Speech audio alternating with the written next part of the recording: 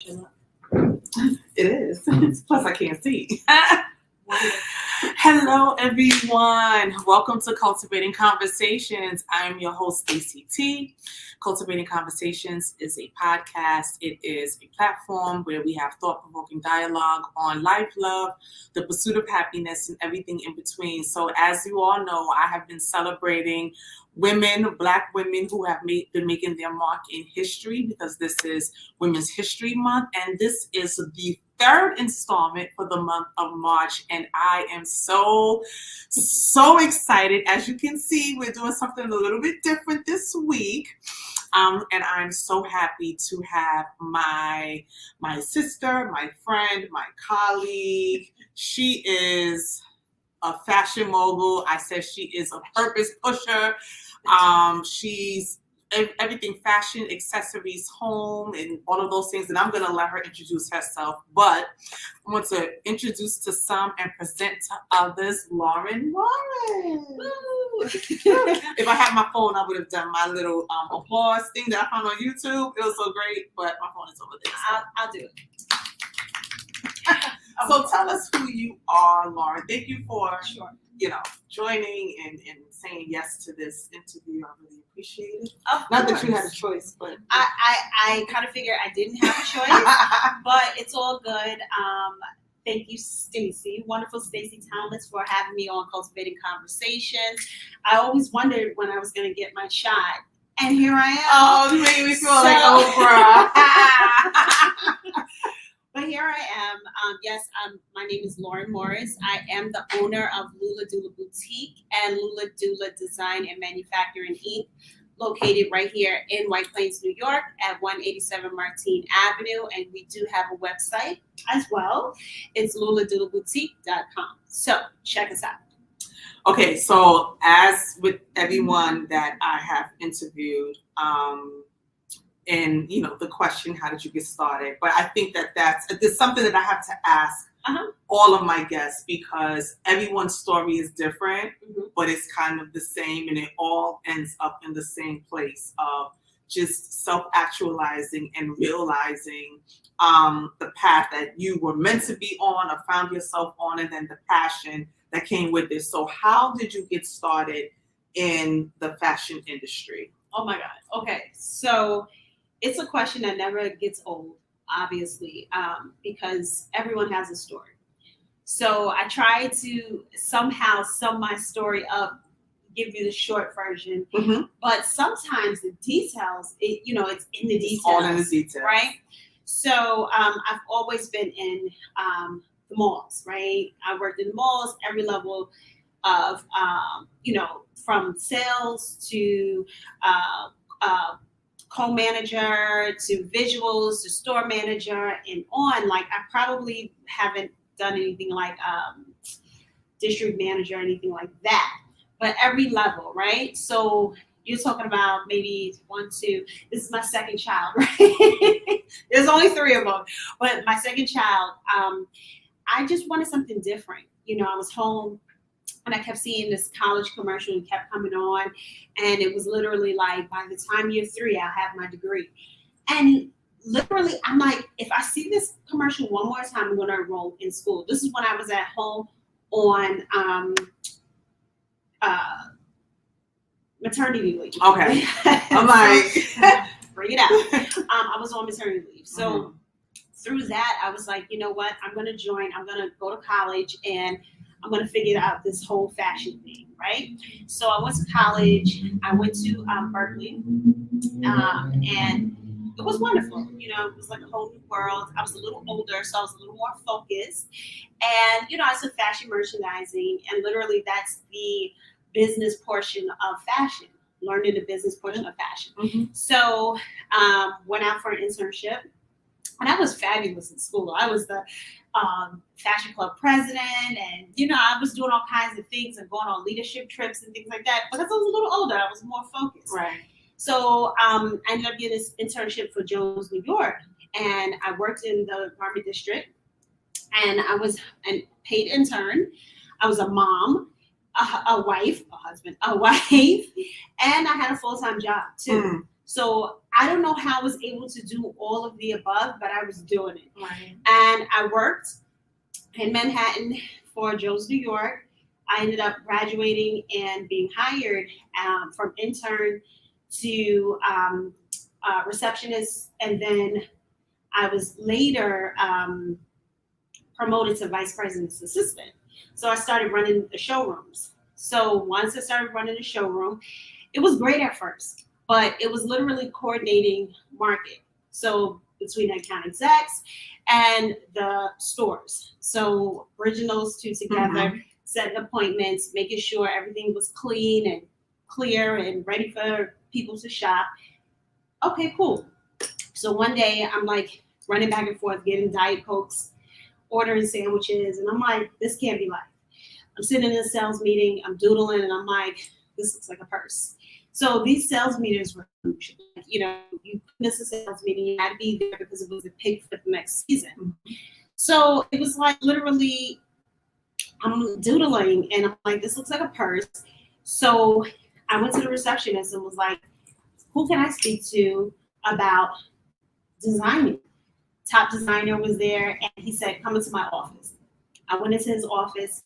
He gave me 10 steps on how to get started. I took those 10 steps, and before I knew it, I had 50 bags at my desk waiting for me, right?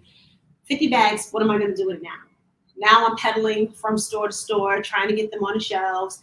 You're a non-brand, is what I was told. So I'm like, okay, what is this? I thought this would be easier. Like everyone was gonna love my orange suede clutch, and it was just gonna be the thing to take me to the top. Wrong. Did you say orange? It was orange suede, honey, Ooh. and it was embossed with snake. I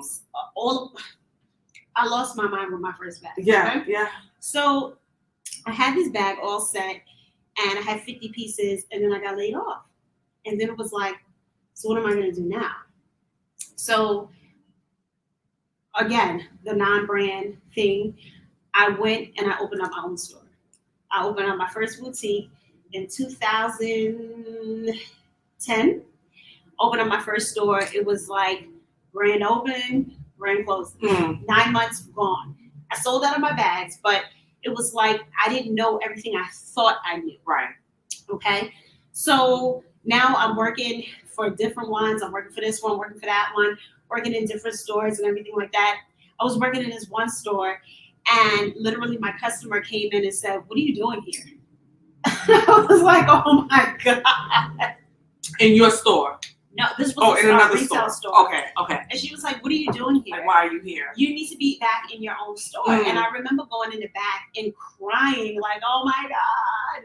Like, it was the most devastating thing to me. So why was it devastating? Like, because I would think that, like, were they saying it, and did you take it as a, like, for lack of a better word, like a diss? Or was it like, this is something that you knew that you needed to do, but you just didn't know how to get back into it since you had lost your first store, and it was kind of like it was opening up a wound because you knew what you wanted to do, but you just had to be here? Or was it one of those things like, yes, Lord, I hear you speaking? No. It wasn't that. No, it wasn't that. Okay. It was devastating because it felt like a failure. Okay. It felt like I failed at my first store, and it was just like, got it. Oh my God, this was my baby. You know, the landlord literally told me, put away your dreams and give me my keys back. That's what she told me. I mean, come on, like. Well, shout out to that landlord. I'm not gonna be petty. We're not gonna be petty. We can be petty betties. We can be. I mean, cause. Okay, proceed. Oh, hit the Googler. Okay, so back to this story. So, it devastated me, but it also motivated me to keep going. So I kept going. I went to Henry Bendel, and I was the one that was on the line from 3 a.m. in the morning to 9 a.m. in the morning, and in 30 degrees. I was number 7 online. I had my bags with me, and I was ready to go inside. I was frozen, but I was ready to go inside. And I can remember being on that line and literally at the open seat at Henry Bendel, and literally being there and feeling like everyone had so much more than what I had. Like they were so prepared in branding and packaging and oh my God, look at their zippers, look at this, look at that. And the line literally went all the way around the four corners. Mm-hmm. So you can literally see the last person online in the front. In the front, wow. That's how intense it was. Ooh. 9 a.m. on the dot, they let us in. Everybody in front of me was rejected. Every person up to number 6, no, no, no. And you can hear the rejection. It was right in front of me. Wow. So here I am next. And I'll never forget, I sat in front of 3 people. I had to present fast. The store was busy. They weren't even really paying attention. But one lady was paying attention. And she said, these bags are amazing. And she said, what are the prices? So I was giving her prices and things like that. And she said, they should be way more. She was like, never sell yourself cheap. And I was like, okay. She was like, it's going to be a yes for me. So it was like American Idol. Right. So she was like, it's going to be a yes for me. And then she hit her colleagues like, hello, what are you guys doing? And they were like, oh, okay, well, yeah, all right. She was like, no, this is a yes. I'll never forget running into the bathroom, like screaming like hallelujah. Right. I couldn't feel my feet, but I was in. I was in Bindos, right? Mm-hmm. So, from then on, it was just, trying to get the contracts together, trying to, go through the whole thing. But Henry Bendel with private label, and they canceled the contracts. So it was a little blow, but I had to keep going. Right. So I went around White Plains to bring my bags from shop to shop. I never forget going into one of the top boutiques, luxury boutiques here in White Plains, and the woman took 2 minutes with me and said, these are beautiful, and then turned around and walked away. Wow. Hey, another boutique told me they're a little too fashion forward. I said, okay. From that moment on, I put my bags in the trunk, head down to Harlem. I walked into a wonderful boutique, the Brownstone. Mm-hmm. And that's where I met Princess Jenkins. I was there, and I got eye rolled up on her. And she said to me, do we have an appointment? And I was like, well, not exactly. And she said, well, Lauren, you like literally like you can't just come in here. And she was like, sell me your bags. So I sold her my bags. And she gave me a 2-day trunk show in her store. And those 2 days, I was, sweating bullets. I was just like, oh my God, because it was my first real time selling my bags.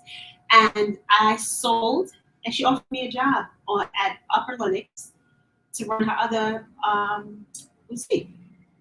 I was there, but I always had this desire to have my own. Do you need to ask me a question? No, I know this is fantastic. So let's fast I don't want to forward. just blah blah blah blah. No, but it's good because I think that the process and people hearing the process is so important. Yeah. And everyone that I invite on, I give them that space and that time to talk about the process because that's the work that we don't like in this society. Everyone just pops out and everyone is fabulous. Yeah. And there's no story behind it. There's no grit behind it. There's no work ethic behind it. There's no no's being told about it. It's like, if you look at social media, if you look at people, if you watch what they say, it looks like their life is full of less yeses and they never came across one no. Okay. And then you have people, especially in fashion and in beauty and in any other industry, they get all of these no's and they pack up their stuff like you do.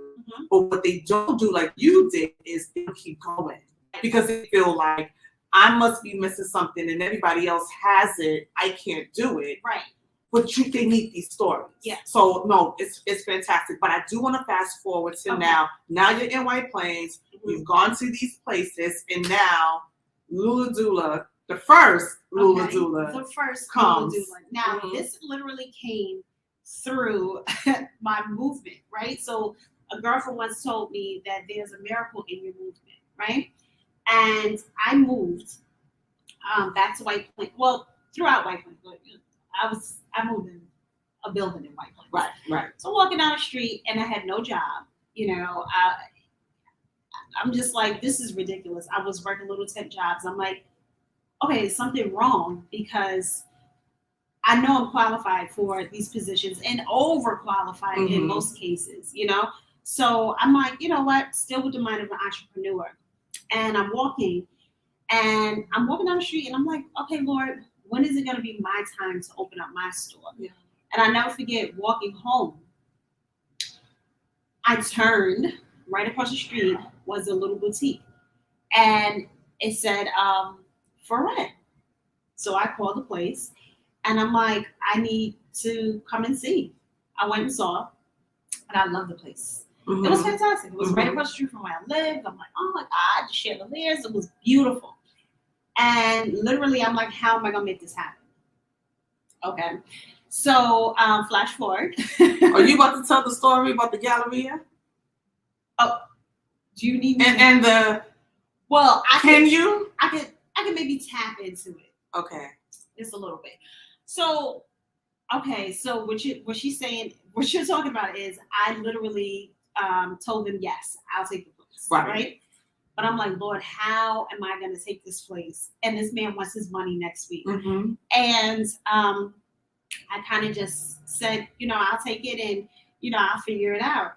And I'll never forget being in church, and I was called out by my pastor at the time, and he told me all he said was walk in victory. And no one knew what I was doing, He said, walk in victory. Next thing you know, I get home. My husband's like, oh, yeah, I forgot to tell you. Someone's interested in investing in you. And I'm like, you forgot to tell me. Right. So I ended up meeting with this person in the Galleria. And 10 minutes into talking to her and telling her my story and telling her my ideas and where my name came from, she told me to stop. And she wrote a check. She pulled out her checkbook, and she asked me how much did I need, and she wrote out more than what I asked for. That's right. And she passed me the check. Yeah. And I cried and snotted and everything in the Galleria on the food court. Yeah. And and I went out with the store. Yeah. I wanted you, and I knew, as much as you could tell it would divulge, but I needed that because, and I needed people to hear that because, again, you're coming from a place of nothing was handed to you. No. Nothing was passed down to you. Nothing was given to you. All of this was hard work, a strong work ethic, but then also just really being tapped in and committing what you wanted to do to the Lord. Yeah. And He, in turn, provided the funding and what was needed for you to, so that just goes to show that, you really don't have to be born with a silver spoon in your mouth. No. If it's meant to be, and if you are in the rhythm of what you're supposed to be doing, it will be provided to you. He will make sure that He provides the means. Wherever there's a vision, there's a provision. So I wanted to just point that out because that is completely true. And we all know faith without works is dead. So here it is. I'm literally, and people probably thought I was crazy. I know my husband was like, oh my God, not again. Right. But it was something that was a burning desire in my heart to do. And it was like, okay, God, I need to get this out of my system. Yeah. I need to do it again. And not a nickel in my pocket because I wasn't working like that. I just moved. I'm like, okay, Lord, this is it. And when I took that step, it was like He made that provision. Right. And it wasn't like, it didn't take me years. It didn't take me months. It was instantly and suddenly. And I'm like, oh my God, okay, it's happening. Right. So I opened that store and the headline literally read, luxury shop hits downtown White Plains. And I'm like, wow. And then the headline in there, the sub-headline was talking about my bags and how I had unique bags and designer clutches, and it was like, wow, this is the first time that I really got the notoriety that I was looking for my work. Right. Maybe 2 years later, I was approached to open up a space in the Galleria. Mm-hmm. The Galleria was meant to be like kind of like my teen division, and it was a cute store. So I had the store down the street on Martine, 2 blocks up, Mm-hmm. right in the Galleria. Right. I'm running there back and forth, day and night. We were on a billboard. We had, a staff in the Galleria Mall. So that was like the next big thing. Right. I had both stores. Pandemic happens. I was going to say, then COVID hit. Yes, COVID hit. Pandemic happened. They literally came to us on March 16th, 2020 at 6:30 and said, you need to close, and we don't know when you're going to open again, when any of us are going to open again. It was like 6:30. And we closed, and we never opened again. Yeah. So today is okay, March 17th. 18th. Today's March 18th. 2 years and 2 days Ooh. to the date. Yes. When they came to you and told you that you're going to close both of your stores. Both of my stores. And now we're sitting here in your manufacturing studio. Yes. And you have a whole new brick and mortar downstairs that does serve as a pop-up space. However, when it's not, it's full-fledged, running with the wind, Lula Dula boutique. So let's talk about the now and how does it feel to, after all of that, to have a full circle moment to not be in, and you never told me this, but I would imagine in a little room with a little, sewing machine or outsourcing to someone else to make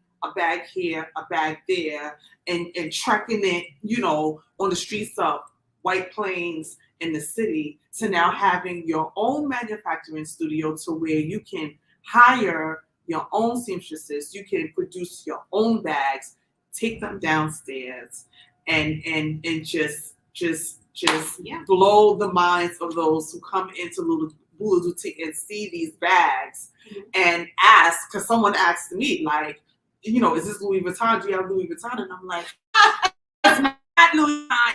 It was Lauren, it's Lauren M. Designs. That's right. So, what you talking? First of all, it's a big deal.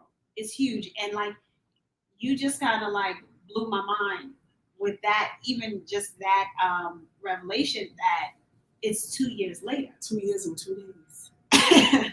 So everything that I was getting made, and God is so good because He knows how to set you up. Mm-hmm. I was going to the Brooklyn Navy shipyard. Oh wow!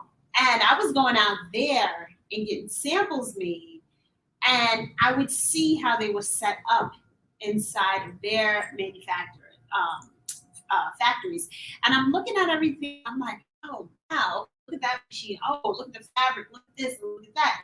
Not knowing that all these years later, I would be setting up my own manufacturing facility in White Plains. And it's just amazing. So talk about the great pivot, learning how to pivot. Yeah. Because anyone could have went home and cried themselves to sleep. Like, what am I going to do? Because to be honest, honestly, a true entrepreneur, true. Mm-hmm. First of all, you're going to work that 9 to 5 until you can't work it anymore. That's right. Right? Yeah. But a true entrepreneur never wants to go back. Once you have a taste of working for yourself and you see the kind of money that you can make on your own, right, and you can see your product sell, you don't want to go back to working for anybody. Right. So it was just like, okay, Lord, what am I going to do? I'm sitting in my house. I have merchandise. Well, actually, by then I sold out of everything on Instagram. I would have snacking shops, but whatever. I'm sitting in my house like, Lord, what am I going to do? Holiday market comes up. I'm like, I participate every single year. What am I going to do? Right. I have no money for merchandise. I have no bags made. Husband said, make your own bags. I'm like, what are you talking about? I didn't even own a sewing machine. I don't even know how to sew. And he was like, so what? Teach yourself. Mm-hmm. And that's what we did. I went to Joann's on the bus. On the bus. What bus go? Okay, we can talk about that because I don't even know. Okay. On the bus. Uh-huh. Okay? The 20 bus. And that's when the Beeline was free. But you had to get on the back, because of COVID. Oh, I'm like, wait, No. that sounded a little Bronx footish. No. I'm like, wait, what? No. Like, No. We're not talking about the Civil Rights Act. So you literally had to get on the back of the bus Yes. or whatever because of COVID. Right. So it was like, okay. So I'm at the bus stop. I got sunglasses on. You just fabulous. I was like, this is ridiculous. Like, because I didn't have to drive. My store was right across the street. Right. My store was up the street. Yeah. Yeah. So it was no need for that expense. But now I had to go to get a sewing machine. Yeah. Got a sewing machine. Literally sat there, turned on YouTube, and I'm like, what? So I'm like, okay, let's try this. My first few stitches, I'm like, you can't be serious. It's on. I sold up maybe 10 bags. Market came around, sold out of 10 bags. Okay, 10 bags in 3 days. Walked away with orders. Oh my God. So I said to myself, and I not only did I have 10 bags, but I also have merchandise. Right. Mother gave me like $300. I mean, something like I'm 40 at the time. Mm-hmm. You know what I mean? Like this is not like I'm like a baby doing this. Right. Like I'm not a teenager. I'm like grown. Right. But this is what the pandemic did. Yeah. If you was not ready, which none of us were because we didn't know that this was going to happen. Mm-hmm. You just wasn't ready. Right. You Either know? get ready or now we stay ready. Right. Okay. Right. Hi. Right. So literally had merchandise, $300 of merchandise. Day 2 or 3, I'm doing this to make the table look full. It was one of the best years. How about that? 2020. Yeah. One of the best years. I mean, my heart goes out to those, I didn't mean to cut you off, but my heart goes out to those businesses that folded, had to fold. But for those of us who were kind of like in the trenches, not brand new starting, but just needed that extra push. Yeah. The pandemic really provided if you was ready and if you was willing to get ready. Because it is a lot. It's like, refrigerated trucks with bodies and, we got to be inside the house and there was so much going on. But if you could just tap into the need and for a lot of us, it wasn't only the opportunity to make money, but it was, and I was talking to somebody, my last guest last week about providing the service. Yeah. Everyone that I talked to, yes, you want to be lucrative, you want to make money, of course, you want to get the bag and all of that, but you're providing a service. And just like with your bags, for somebody to text you or email you and say this bag is amazing, or you see them take a picture and post it on social media and they feel wonderful with their bags. I mean, with all of the merchandise, but the bags are so personal to you. Absolutely. Yeah. Because, and granted, I had just learned how to start sewing and it wasn't perfected, but it's like, put something out. Just do it. Something. Yeah. Put it out. Put it out there. And to see that, get text, my mother loved the bag. Oh, my sister loved it. Oh, can you make me another one? I want to ship one to my girlfriend. It was like, oh my God. Yeah. So after that, it was like, okay, you know what? What's next? Because I can't turn my living room into my manufacturing studio. Right. So here I am. So I came up with the idea, I'll become my own manufacturer. I'll open up my own studio. I'll start from there. I sat in my studio and I'm sewing and I'm creating and I'm making bags. And then the owners came to me and said, what about downstairs? Can you activate downstairs? And I was like, no. And they were like, what do you mean no? And I'm like, no, I can't. I'm good right here. Right. And they're like, but we need you to. We need you to turn that into a pop-up. We need you to do something nice down there. And literally, I went down there and I got busy, turned it into a store, and it remains a store. Mm-hmm. Even when I tried to close down for a couple of days, I could hear people downstairs pulling at the door. Yeah. So I had to go and stay open. Mm-hmm. And here I am today. Open and open. Open. Okay. So what is next? This is the okay, I got two more questions. The first one is what is next? What can we expect from Lula Dula or from Lauren Morris? Because Lula Dula is only a portion of who Lauren Morris is. Yes. It is the crux, it is the foundation, it is the legs. Okay. But we got a whole body going on. Okay. Yeah, we got a whole body going on. So what else is that you can share? Okay. That you can and you're willing to share. Like, what's yes, next? I have shareable pieces. Okay, so share on. Let's go. So breaking news on Cultivating Conversations. So Lauren M. Designs is expanding into a home line as well. Mm-hmm. Because, let's face it, we like to look good in the streets, but we need to make sure our homes look good too. That's right. So, so we're creating little things for the home, and we're going to start off with pillows and, fragrances and things like that, throws, things that will warm the home, right? Then, so that's just an extension of Lauren M. Mm-hmm. that will be sold on the website, luladulaboutique.com, and then downstairs in the store as well. Okay. So then, since I've been here, I've gotten tons of inquiries about sewing, about sample making and patterns and all kinds of creative things. So we're currently working on a creative trade school that is meant to serve the community of the creative minds that want to either gain a skill or enhance their skill. And we are so excited to hopefully launch that late summer and get ready for fall. Mm-hmm. So that's a big deal. Yeah. That's a big deal. I'm also working on my conferences. Mm-hmm. So I think it's important that if I'm strengthened, that I go and strengthen my sister. That's right. And hence the purpose pusher. Mm-hmm. So last year we launched our first conference, mm-hmm.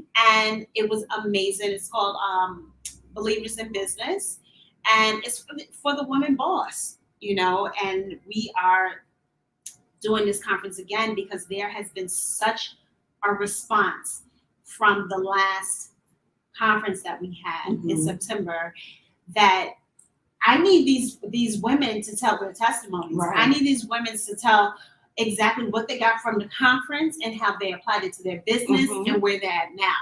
And some of them are amazing stories. Like, God has opened so many doors for so many women and so many believers in business, who are believing in Him, that are having faith that, Lord, I know you're going to do this. Right. I know there's a set time for everything, mm-hmm. Lord, but help me to align with your desires, not my desires, right. but your desires. What does that look like? Mm-hmm. Help me to do that.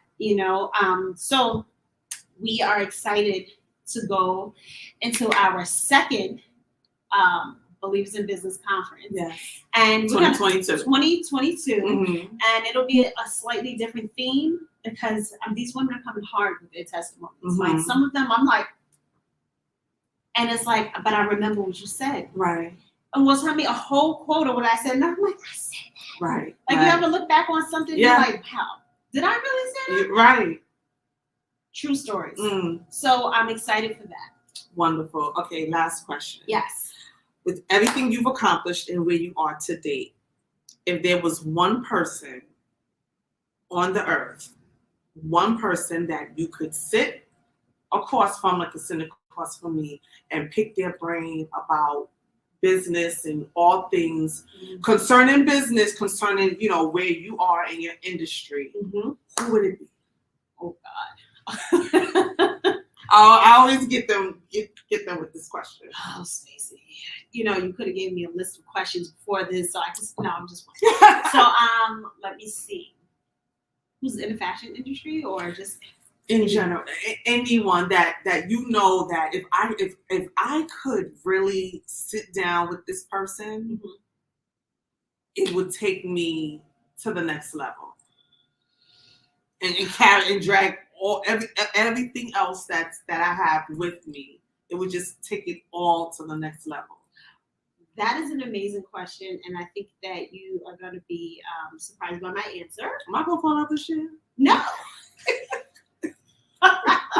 But it's someone whose business aligns with or her business model kind of aligns with what I've been doing. And that would be Eileen Fisher. And totally see that. Yeah. I could totally see that. She has sustainability. And I mean, my goodness, in even the academy that she has as well. So, I mean, if you talk to anyone who, that's good. Honey, she's right here. She right down the block in Irvington. She got a block from my house. Listen, I'm not going to. I had to reach out. Listen, touch it. Hey. I have a friend. I live up the block from you, but my friend. However. Whenever you're free, go get up. So sister. That's a good one. If you talk to most designers, and they're not major designers, but they have designed in the fashion industry. They've worked for her. Right. They've gone through her. Right. That's something to brag a little bit about, and I know quite a few of them who said, well, I used to design for her. I worked for her. I did this. I did that. Yeah. So she would probably be top of the list. That's good. Yeah. That is good. I have thoroughly enjoyed this. Did you? I really did. Did you enjoy it? I really did. I really enjoyed this. I'm just so thankful. And I set this for the upcoming episode for next Friday that I pre-recorded last night. But I said to my guest for next week that, or maybe I said it to my audience when I was closing. I'm just so grateful to know such powerful women making history now. We have our pioneers. We have the ones whose shoulders we stand on, who paved the way for us. But these individuals are going to be dying off, not because we want them dead, but it's just the fact of life. They're going to be retiring. No, they're absolutely. going to be, kind of, going by the still waters of refreshment. Maybe that sounds better than dying down. I know the churchy. I'm churchy. I still waters. I listen. He leads me.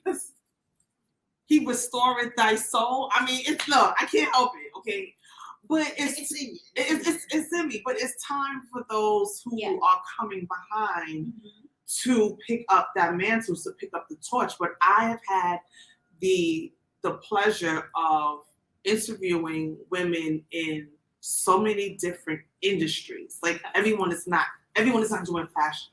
Right. Everyone is not doing beauty. Right. Everyone is not doing makeup.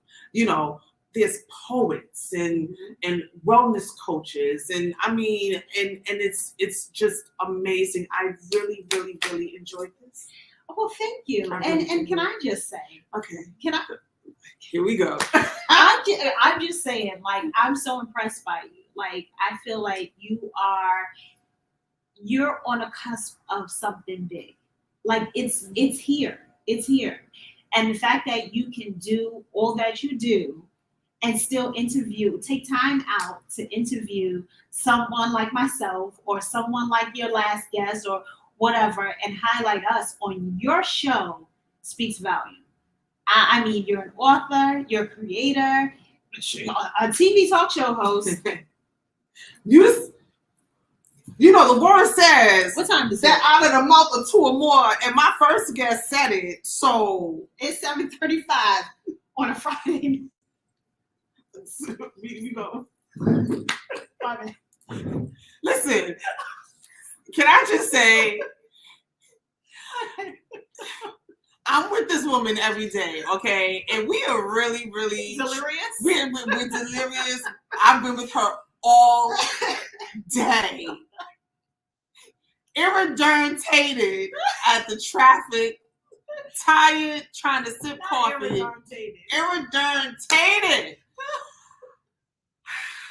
We play all day, okay? Sorry, we play all day. I gave you a warning that this might come out. Yes, you did. As you were. But I just want to give you your flowers, not later, but I appreciate right it. now. I appreciate so it. I enjoyed this thoroughly.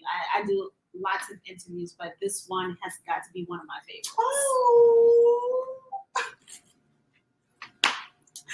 Well, on that note, I hope that you all enjoy. So, this is a new setup. So what's going to happen is, before I can shut this down, I am going to get up off this lovely chair and walk to the laptop. Might be a little ghetto, but I'm just starting out. Because when I am on ABC, come on, when I am on a nationally syndicated news channel or channel, well, I will have somebody saying, cut, that's a wrap. That's a wrap. But until then, I'm going to get myself up and I'm going to cut it off myself. Well, get yourself up. Because listen, I have enjoyed this. I hope that you have enjoyed this. And I'm not even used to doing my closing like this. But anyway, I'm at 187. I'm at 187 Martine at the Lula Dula Lorman M Design and Manufacturing Studio, above the Lula Dula Boutique that is downstairs. Lula Dula is open Monday through Friday, 11:30 to 5. Summer hours will commence, probably starting in April, now that the spring is springing. We have a great event coming up. I said we, because I'm supposed to be in third person. Lula Dula has a great event coming up next week, Saturday. And, because outside is starting to open. So if you have a gala, a party to go to, and you want a one-of-a-kind clutch handbag that you will not see anywhere else, get down here to 187 Martine Avenue and check out these bags. There's accessories, there's scarves, but the bags are amazing. They are amazing. They are beautifully constructed, handpicked, thought out fabrics and motifs and mixtures of colors and patterns. It's just gorgeous, and it is being personally made by a Black woman who is an absolute boss. So thank you all for tuning in. I will see you next week, which will be March the 25th, with my last and final guest for the month of March, Serena Wills, who is a literary poet. She's an artist. She has published a couple of books. She has 2 books coming out this year. And she's also a wellness coach. And we talk about poetry, but we really also talk about the importance of sustaining your physical and mental and emotional health, but especially nutrition. Oh, she's not a nutritionist, but she talks about some ailments and some illnesses she's had, and just a matter of cutting out certain. We was kind of talking about this. Just a matter of cutting out certain foods. It dissipated those ailments that she had. Wow. That the doctor would have given her medication and treatment that probably would have curtailed it, but not eradicated it. So it's a great conversation we have next week. So listen, it's Friday. It's nice out. Like I always say, drink water, mind business. Check on your strong friends. I love you much. And until we meet again, I will see you all next week. Bye. And here is where I shimmy on over. And cut. And